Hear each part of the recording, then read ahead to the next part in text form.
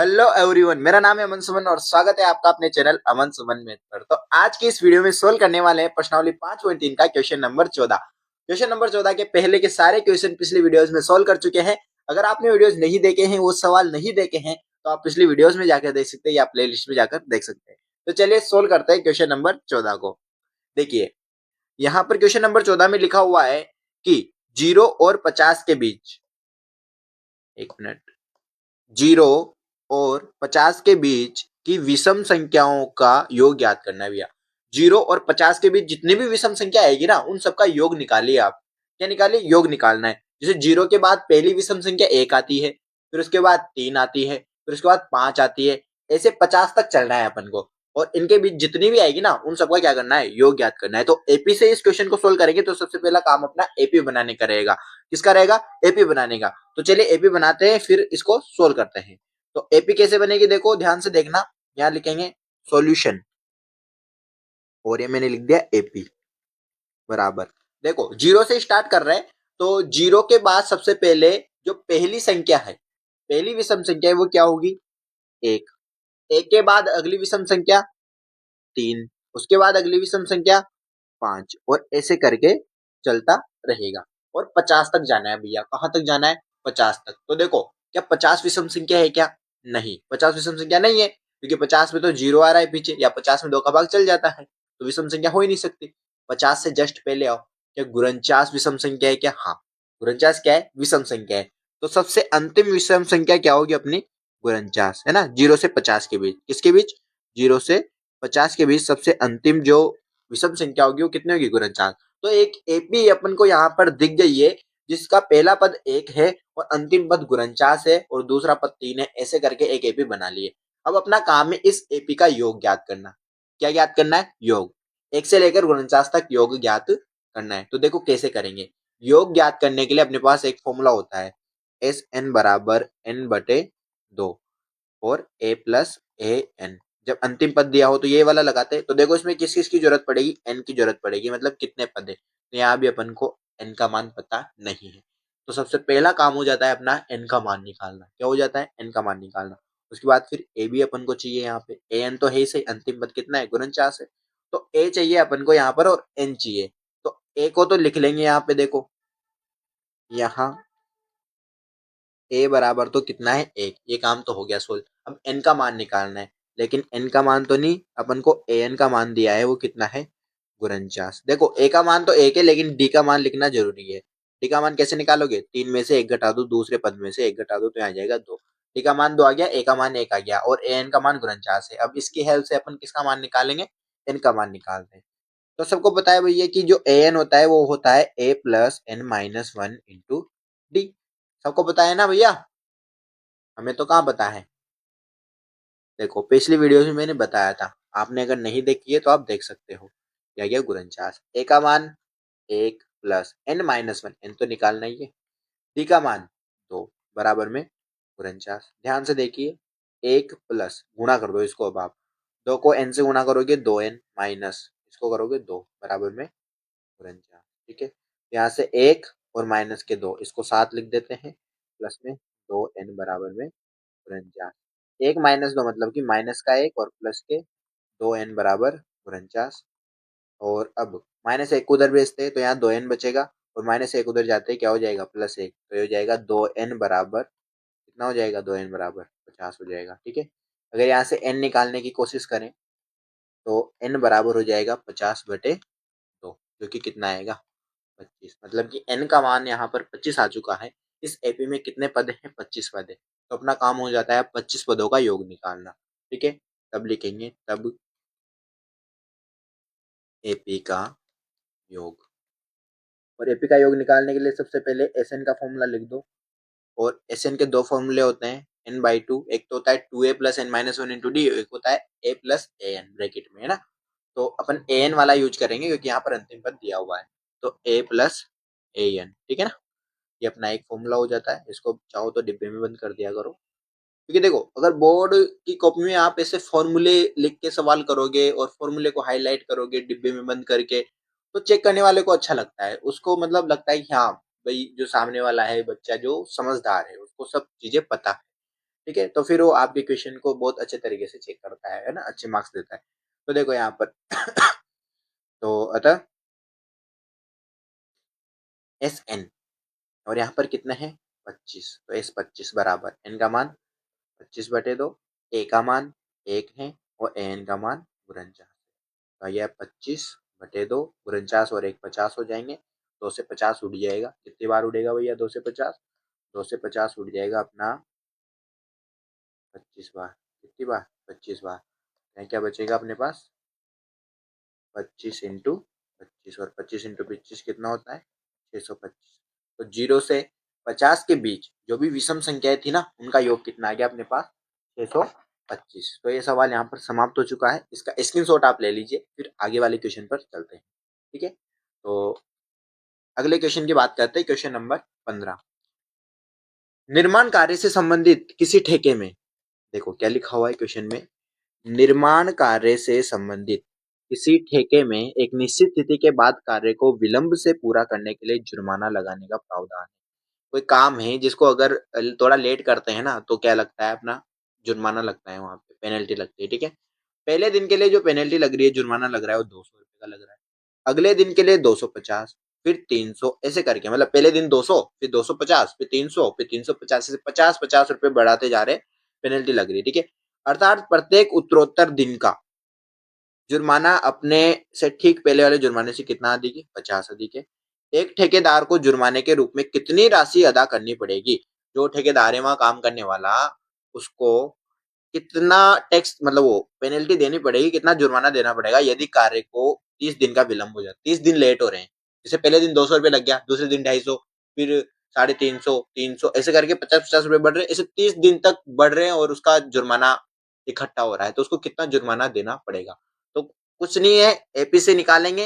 AP का पहला पद 200 हो जाएगा, दूसरा पद 250, तीसरा 300, फिर 350, ऐसे करके एपी में 50-50 रुपए बढ़ते जाएंगे और एपी बन जाएगी। ठीक है ना, 30 दिन मतलब 30 दिन तक जुर्माना लगेगा, तो 30 पद हो जाएंगे एपी में। देखो कैसे करेंगे, ध्यान से देखो। सबसे पहले लिखेंगे यहाँ पर सॉल्यूशन। सॉल्यूशन में सबसे पहला काम है अपना एपी बनाने का। ठीक है, और एपी बनाने से पहले लिख लेते हैं पहले दिन जुर्माना। पहले दिन का जुर्माना, ठीक है ना, बराबर कितना है? 200 रुपये। दूसरे दिन का जुर्माना, दूसरे दिन का जुर्माना कितना है? 250। तीसरे दिन का जुर्माना, तीसरे दिन का जुर्माना कितना है? 300, ऐसे करके चल रहा है। तब एपी, एपी बराबर, ठीक है, एपी क्या हो जाएगी? 200, 250, 300, ऐसे करके। यहाँ पर सबको पता है कि एन का जो मान रहने वाला है, मतलब एपी में जो पदों की संख्या रहने वाली है, वो 30 रहेगी। कितनी रहेगी? 30, क्योंकि 30 दिनों के लिए बात हो रही है। ये पहले दिन, दूसरे दिन, तीसरे दिन, ऐसे 30 दिन की बात हो रही है। तो अपना काम है कि वो टोटल 30 दिन में कितना जुर्माना लगेगा उसको निकालना। तो क्या करेंगे, इस एपी का योग निकाल लेंगे। और योग निकालने के लिए किस किस की जरूरत पड़ती है? एन की जरूरत पड़ती है, प्रथम पद ए की जरूरत पड़ती है, और सारवंतर डी की जरूरत पड़ती है। तो यहाँ ए का जो मान है वो कितना है? 200। डी के मान की बात करें तो कितना है? 50। कितना है? 50, क्योंकि 50-50 रुपए बढ़ रहे हैं यहाँ पे। तो यहाँ पे डी का मान कितना हो जाएगा? 50। आप यहाँ से भी निकाल सकते हो, 250 में से 50 घटाओगे, सॉरी 200 घटाओगे 250 में से, तो 50 आ जाएगा। ठीक है ना, डी का मान भी आ गया। और एन का मान भी सबको पता है कितना है यहाँ पे, 30। ठीक है, तो देखो तब 30 दिन का जुर्माना, 30 दिन का जुर्माना, ठीक है ना। देखो लैंग्वेज में इतनी दिक्कत नहीं है, लैंग्वेज आप अपने हिसाब से लिख सकते हो, बस थोड़ा लगना चाहिए कि हाँ उस क्वेश्चन को देख के लैंग्वेज लिखी गई है। बाकी ऐसा नहीं कि सब क्वेश्चन सॉल्व करेंगे सबकी लैंग्वेज सेम रहेगी ना। मैं पढ़ाऊंगा, मैं अलग तरीके से लैंग्वेज लिखूंगा, कोई वो टीचर है जो कुछ अलग लैंग्वेज लिखेगा थोड़ी बहुत, पर मतलब थोड़ी बहुत ही अलग रहेगी, बाकी लगभग सेम ही रहेगी। 30 दिन का जुर्माना मतलब कि यस 30, और एस 30। सबसे पहले फॉर्मूला लिख देते हैं, तो एस एन बराबर होता है n/2 2a+ n माइनस, देखो अंतिम पद नहीं है तो n-1 वाला फॉर्मूला लगेगा। ठीक है, तो इसको डिब्बे में बंद कर दो आप, वरना ये भग जाएगा निकल के। तो यहाँ से ऐसे करके ऐसे, ठीक है। तो यहाँ से अतः एस 30 बराबर 30/2, और एन बटे 2 गया 2a, 2 इंटू ए का मान 200 प्लस एन माइनस वन, मतलब कि 30 - 1, और डी का मान कितना है 50, ठीक है। बंद कर दो इसको। तो 30/2, 2 से 30 काट दो, कितनी बार कटेगा 2 से 30, 15 बार। कितनी बार 15 बार। 2 को 200 से गुना कर दो, 400 आ जाएगा, प्लस 30 में से 1 घटाओ, 29 बचेगा, और इंटू में कितना है 50। तो 15, 400 प्लस 50 को 29 से गुणा कर रहे हैं, किससे 29 से। तो यहाँ करके देखते हैं। 50 को 29 को 5 से कर लेते हैं, बाकी जीरो लगा देंगे। 5 को 9 से करेंगे तो 45, 5 नाम 45, और हासिल के 4 लग जाएंगे। 5 को 2 से करोगे 5 2 10, 10 और 4 14, तो 145, तो 145 और एक जीरो 1450, ठीक है। तो आगे चलते हैं अब। 15, 400 और 1450 को जोड़िए। अब कितना हो जाएगा, 400 और 1450 को जब जोड़ेंगे तो ये जाएगा 1850। इन दोनों को अब गुणा करेंगे, ठीक है ना, ध्यान से देखना। 1800, ये एक मिनट, 1850, ठीक है। थोड़ा आगे चलते हैं, इधर यहाँ पर गुणा कर लेते हैं। तो यहाँ पे S30 बराबर 15 इंटू 1850, और इन दोनों को गुणा करके यहाँ देख लेते हैं। 185 को 15 से कर लेते हैं, फिर एक जीरो लगा देंगे। 15 को 5 से करेंगे तो 4 15 60, और 5 15 75, मतलब कि 7 वो आ जाएगा हासिल का। फिर 8 से गुना करोगे तो 8 15 120 होता है, 120 और 7 127, मतलब कि 7, और 12 वो लग जाएगा हासिल का। एक 15 15 15 और 12 कितना होगा, तो 15 और 2 17, 17 और 10 27 हो जाएगा, तो जाएगा 2775। ये 2775, और एक जीरो बाकी थी, तो ये हो जाएगा। तो यहाँ पर भैया जो टोटल जुर्माना आ गया है, तो कितना आ गया है टोटल जुर्माना, एक मिनट। पूरा दिख रहा है स्क्रीन पर क्वेश्चन, दिख रहा है भैया। तो इसका स्क्रीनशॉट ले लो आप। यहाँ पर जो टोटल जुर्माना, पूरा जुर्माना है 30 दिन का, वो कितना आ गया है 27,750। यहाँ लिख भी सकते हो आप। अतः 30 दिन का जुर्माना, 30 दिन का जुर्माना 27,750 रुपए होगा, ठीक है। तो इस तरीके से क्वेश्चन यहाँ पर पूरा हो जाएगा, और इसमें पूरे मार्क्स आपको मिलेंगे अगर आप इस तरीके से लिखते हो। अब बात करते हैं अगले क्वेश्चन की, क्वेश्चन नंबर 16 की, ठीक है। चलो।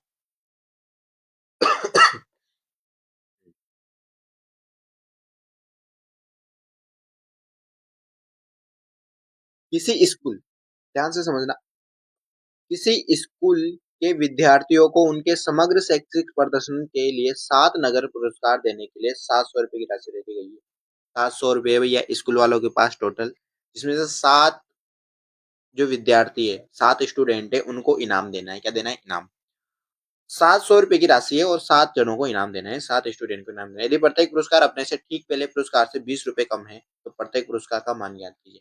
देखो क्वेश्चन ये है अपने पास कि 700 रुपए स्कूल वालों के पास कितने, 700 रुपए कम ही होते हैं पैसे वैसे स्कूल वालों के पास, है ना। 700 रुपए, 700 में निपटा देंगे। तो अब वो बोल रहा है कि 7 स्टूडेंट है जिनको 700 रुपए का इनाम देना है, लेकिन सबको, अब देखो ऐसे तो 100 100 रुपए दे सकते थे सबको, लेकिन स्कूल वालों की मस्ती देखो आप, 20 रुपए कम दे रहे हैं। फर्स्ट वाले को दिए, उससे 20 रुपए सेकंड वाले को कम दिए, फिर उससे 20 रुपए कम थर्ड वाले को, फिर 20 रुपए कम फोर्थ वाले को, ऐसे। तो पहले वाले को कितने मिलेंगे, फिर सेकंड वाले को कितने मिलेंगे, थर्ड वाले को कितने, से पूरे 7 को अलग अलग निकाल के बताना है कि कितने कितने रुपए वहां पे इनाम उनको मिलने वाला है। तो देखो अपन भी दिमागदार है यहाँ पर यार, एपी की सहायता से सब कुछ निकाल लेंगे, है ना। स्कूल वालों की चाल को बेचाल कर देंगे, ठीक है। देखो सॉल्यूशन, किसी स्कूल, देखो कुल राशि लिख लेते हैं सबसे पहले।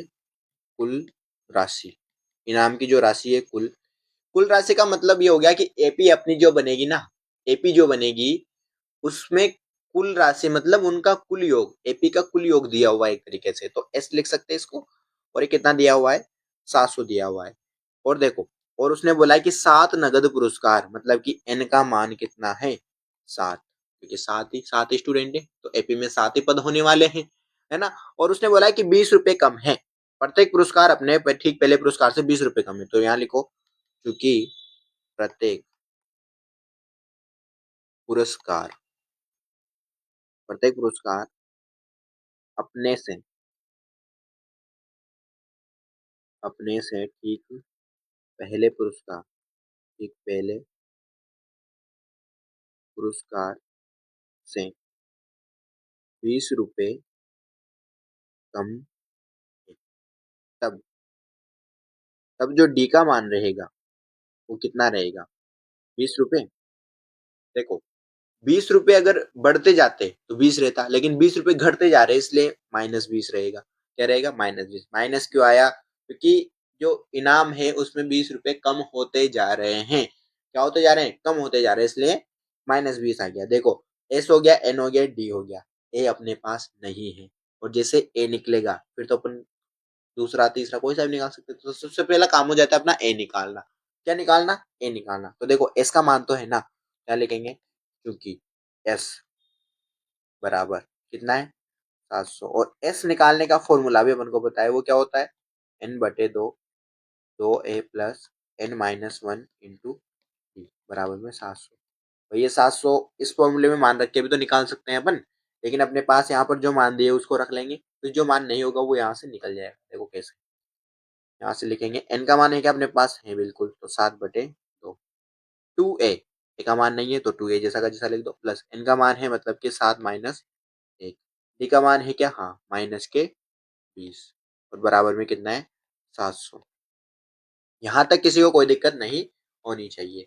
आगे चलो, अब देखो, 7/2 इसको जैसा का जैसा लिख दो, और 2a जैसा का जैसा, प्लस 7 में से 1 घटाओगे 6 बचेगा। और देखना, यहाँ प्लस नहीं लिखेंगे, 7 में से 1 घटाओगे तो 6 बचेगा। और ये वाला जो माइनस है वो इस प्लस से गुणा होगा तो यहाँ माइनस आ जाएगा, यहाँ 6 बचेगा। और इंटू में कितना आ जाएगा? 19। बराबर में 700 चल रहा है। देखो, पूरी समीकरण ही बोलते हैं इसको। दोनों तरफ बराबर के, दोनों तरफ अगर कुछ भी संख्याएं लिख देते हैं तो उसको समीकरण बोलते हैं। और ये इसमें ए है और सारे संख्याएं हैं, बाकी ए गायब है तो ए यहाँ से निकल जाएगा। तो देखो, 7/2 जैसा का जैसा, 2a माइनस 2 को 6 से गुणा करोगे तो 120 यहाँ पर हो जाएगा बराबर में 700। अब देखना जादू, ये 2a - 120 तो मैंने लिख दिया। 7/2 जिसको उधर भेजेंगे तो 2 नीचे है तो 2 गुणा में चल जाएगा ऊपर, और 7 ऊपर है मतलब गुणा में है तो नीचे आ जाएगा ये। ठीक है, अब देखो, अब उड़ाएंगे, अब संख्या को उड़ाते हैं। तो यहाँ पर संख्या को उड़ाने के लिए येलो कलर का प्रयोग करते हैं, और 7 से अपने पास 700 जो है वो उड़ जाएगा। कितनी बार उड़ जाएगा भैया? 7 से 700 100 बार उड़ जाएगा। कितनी बार उड़ जाएगा? 100 बार। वापिस से अपने सफेद रंग पे आ जाते हैं, और ये 2a माइनस के 120 बराबर यहाँ 100 इंटू 2 बचेगा, तो 100 इंटू 2 लिख दो। 2a बराबर 120 को उधर भेज रहे हैं तो 100 इंटू 2 200 होते हैं, और 120 उधर जाते हैं प्लस के हो जाएंगे, है ना। इन्होंने पार्टी चेंज कर ली, मोहल्ला चेंज होते ही चिन्ह चेंज हो गया। 200 और 120 कितना हो जाएगा? 320। और ए का मान निकालना है तो बटे में आ जाएगा। तो यहाँ से ए बराबर हो जाएगा अपने पास 320 का आधा, 160। तो ये आ गया 160। ए का मान 160 आ गया। ए मतलब क्या है? पहला जो पुरस्कार मिला, पहला जो इनाम मिला वो 160 रुपए मिला है। कितना? 160। अब दूसरा इससे 20 कम, तीसरा फिर 20 कम, ऐसे करके ये निकल जाएगा। तो देखो, उसको भी लिखना जरूरी है इसलिए यहाँ लिख लेते हैं। ये यहाँ पर लाइन बना दी। तब प्रथम पुरस्कार, और फिर उसके बाद दूसरा, दूसरा लिखे द्वितीय लिखे? ठीक है, दूसरा लिखते हैं ना, द्वितीय लिखते हैं, चलो। द्वितीय पुरस्कार, तृतीय पुरस्कार,